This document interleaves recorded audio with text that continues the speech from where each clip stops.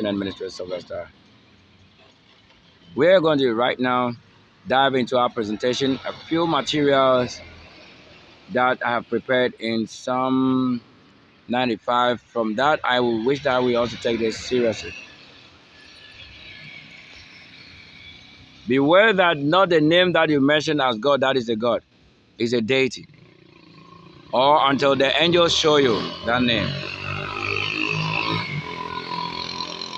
You can have it as they claim, but you are not as the one that was saved as Shadrach, Meshach, and Abednego. For they had known this and denied that teaching. You get it? You have not known it, so you do as you have been asked to do it. And the scriptures will tell you, for lack of knowledge, his people perish. But you are not my people, so I cannot say you are the reason I'm doing this. But if you have any ear, maybe the air will pass through it.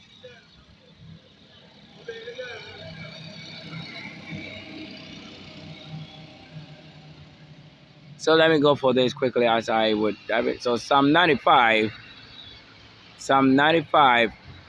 verse 7. You listen to what Psalm 95, verse 7 it will be saying now. I'll take that first before I go from one to any other. Listen here. Listen here. That day, somebody has gone on his knees and say, for he is our God. Were you also there to say you are a testimony or witness to what they say is their God? No. Now, when you observe this right now, without knowing what you are serving as your God, what do you think you would have done? Where do you think your reward shall have come from? If David had gold and will offer gold, or if David is a husband and would like to marry anyone, or if it's Solomon, and Solomon would like to choose for himself any woman that is intelligent, or from every kingdom or every nation, a wife. Are you also one that will be married to the Solomon? Or you shall have received of Solomon and married to a different man? This is different. You don't know what I'm saying. So listen, Psalm 95 verse 7 says, for he is our God. By you and who? Were you before time or after or during this very happening? Were you there? You don't know the kind of God they serve at that time. As he said, for he is our God. And we are the people of his pasture. Do you understand this?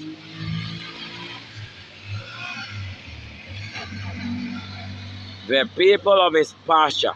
So if you have become food to the enemy, they will surely eat you up. Because you didn't understand why it should be a pasture. Do you know not what a pasture is?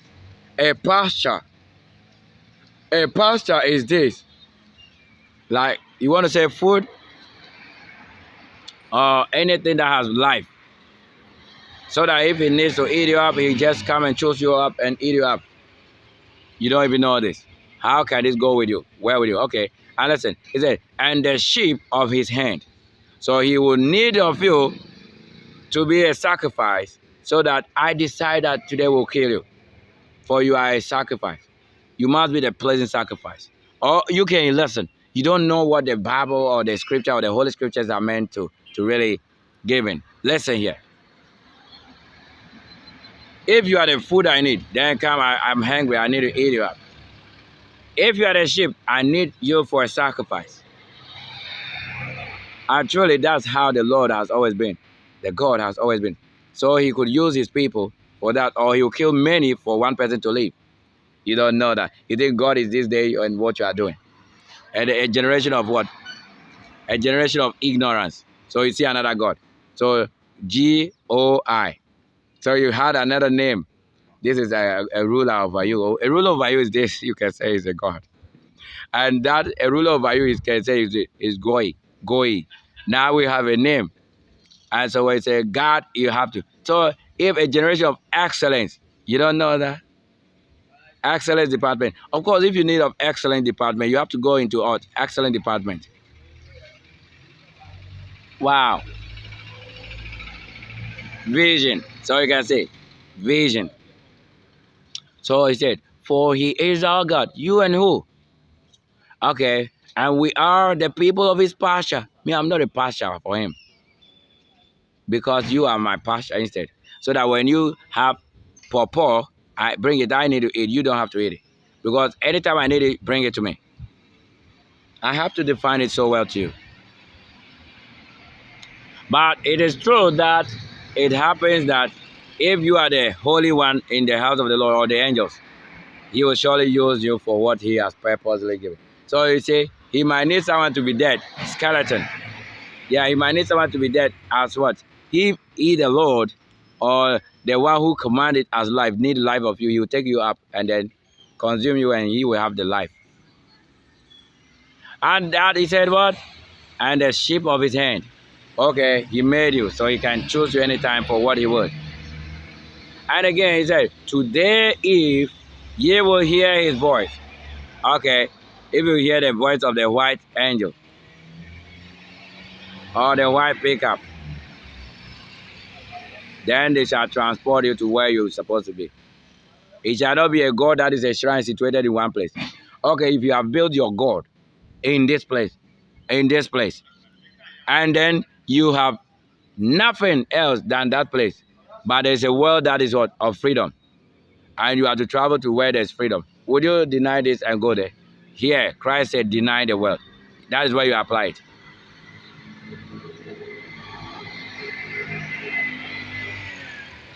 All that you have built is actually was scrap. Oh, for sure. That which you shall have in freshness will surely become scrap. And that which is abandoned, it becomes scrap. It becomes useless. So where do you deny the fact that it's scrap? Shall the houses you have put up not pull down one day? It will be pulled down one day. Let the great heavens. So now it is days you say, oh God of heavens. A generation of what? Heavens. All these are different languages. That's why it is the angels that speak to you the need and what you have to be taking. Well, you know not what I'm saying. Listen to what you should have done.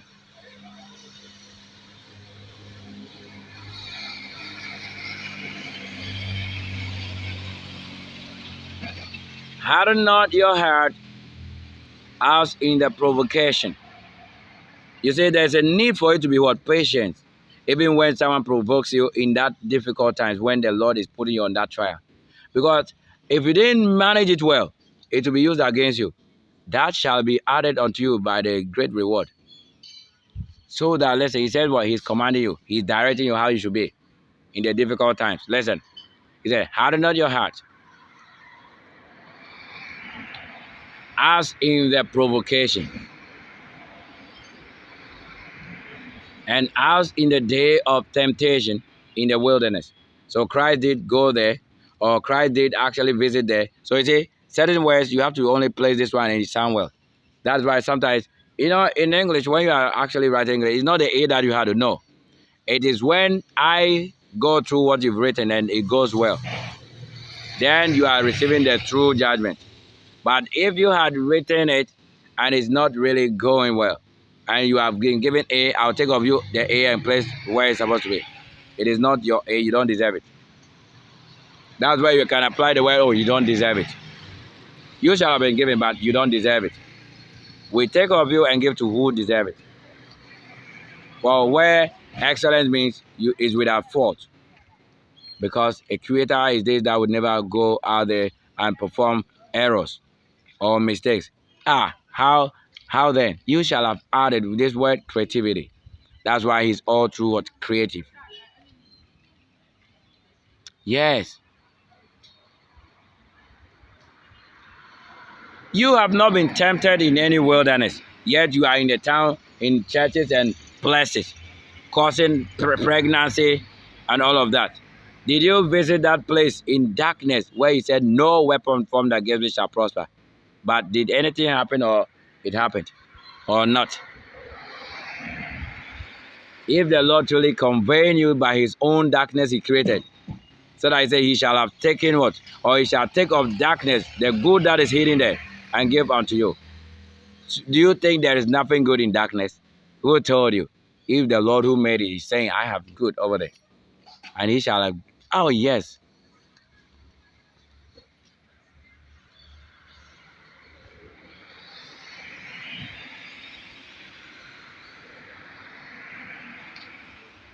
Well, let me go by this word. Now, you don't know your maker. Let's go to verse 6. It says, Oh, come, let us worship and bow down. Let us kneel before the Lord our maker. This is where you are getting it wrong, for you don't know the Lord thy maker. So when you are bowing to anything now, what are you doing? You are worshiping a false God, a God that is not made known, a God that is not living, a God that did not make a world before you and say, I have given you this, to also name it after what pleases you. That the Lord will say that it's perfect, you have done this.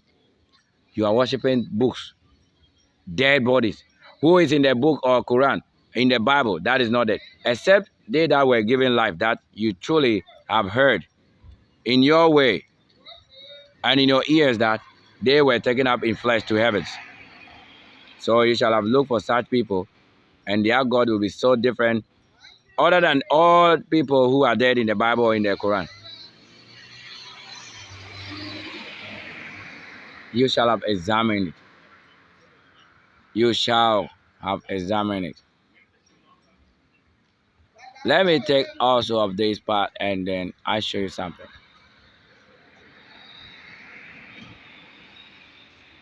If you have so worked and have worked, the Lord knows it. The Lord knows it. Listen. Now, Psalm 95 verse 1. I'm going to take this place till I get to the very verse 5. And then I will go in closing now. So it's Oh, come, let us sing unto the Lord. Let us make a joyful noise to the rock of our salvation. Do you know any rock in this life? No. You have no rock. You have no rock. Yet the one who wrote this very book has a rock. And you are worshiping in vain. You say, come and let's worship and do this unto our rock. You don't know any rock. Even the Christ had a kind of rest to purify things and be washed of what? His own white stone on the hills or the mountains. Or you don't know it. Do we have rock and not mention it as rock, or you see rock and you say it's paper?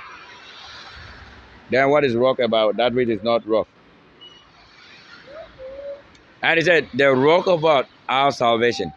Has your rock also become living or become spirit or become life unto you, that if anybody rise against you, the rock actually crashes them down? Then you can know that truly it's become living. Because if it's not living, you would never receive it as living. And you shall have all things by claims. It shall be what? Claims. Because that which is not created is never created. It's not existing. Now verse 2 says, let us come before his presence with thanksgiving and make a joyful noise unto him with psalms. Now verse 3 says, for the Lord is a great God. Now you are seeing here, he said, for the Lord is a great God. So you can see that the name is Lord, and the God is what? Describing that generation. For it is actually saying that the Lord of David is great indeed. So when you hear it as God, you are not actually being given anything unless it is defined unto you. Let's say to how it really constructed. For the Lord. What is the Lord? What is the Lord now? Are you saying the Lord is what you are actually presenting to us, or God? Okay. In sentence, the God is what I say, generation of David. Generation of date. You can place it there and all fit so well as they are. Yes, and generation of what? Departments or divisions. For you are in a world that is what? Divided. America is in America. Country Ghana is in country Ghana. Israel is in Israel. So what are you saying are one now? They are not one. I am not a Ghanaian in the first place. But if we have people who are in Ghana to be original, then Konya, the Guans, they are the original people in Ghana.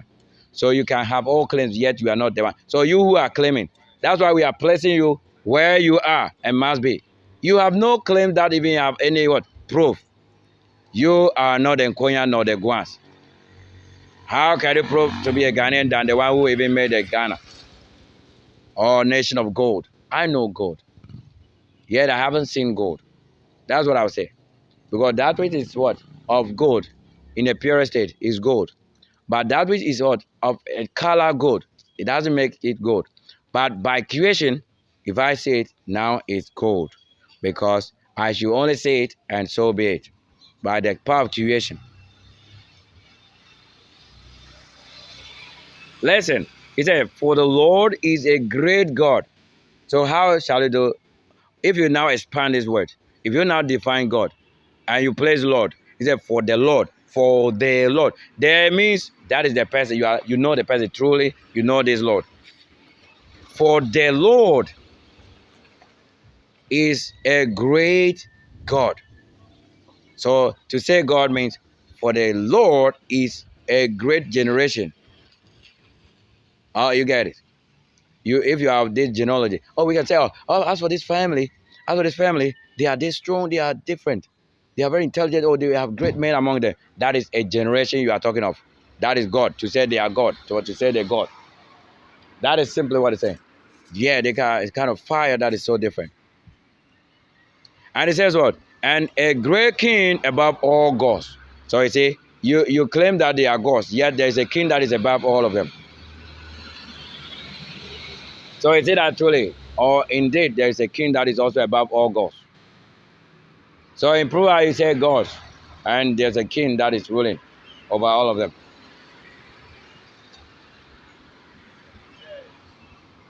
Command any other uncleanness out of his screen. Now listen here. In verse 4, he said, and his hand. Listen, verse 4 actually will say this. He said, in his hand are the deep places of the earth. So you see, in the hand, somebody grabs the whole deep places of earth. Grab it like this. It's in his hand. Not that you go anywhere and search for what you are saying is in the deep places. It is with someone. Because when you see that person, you are seeing the deep places already. Because he creates it. He makes the situation. For you are seeing him already. So he said, in his hand are the deep places of the earth. The strength of the hills is his also. So you see, if you have any hill or high places you claim, it is this person, because we have gone all places already in this place. Now verse 5 says, the sea is his. So you see, I should be here and I talk of the sea, because I bath waters. I use it for irrigation, or I produce fishes also from that. He said, the sea is his. So when you have any marine kind of claim, somebody, my friend, you better be quiet over there. There is someone who is greater and mightier walking in what? Places. From one place to the other. That you cannot make me dirty. No man can make me dirty. Else you are dead. The sea is his, what? The sea is his place. Or is his. And he made it. So you see, the Lord who made it is his. And his hand formed the dry land. So you can see, that's why it's human who are building the dry places. Yes. So if the Lord is not a human, is not a God, as you can say, a Lord who made it, the one who wrote and posted it to you somewhere, if it's not a human, how shall you say he's a spirit that you shall benefit from him or his spirit? Now verse 6 says, you have to do this. O come, let us worship and bow down. Let us kneel before the Lord, our Maker. So you are actually to do all things but what? The Lord, your Maker. Your service must be what? To him, the Lord, your Maker. And you don't know him too. How then? So you have to hear him who is speaking, that the Lord, your Maker. You truly need him. Thank you so much for your... I'll come your way again in the next few hours. I'm going somewhere to also what? Broadcast what I would. Thank you.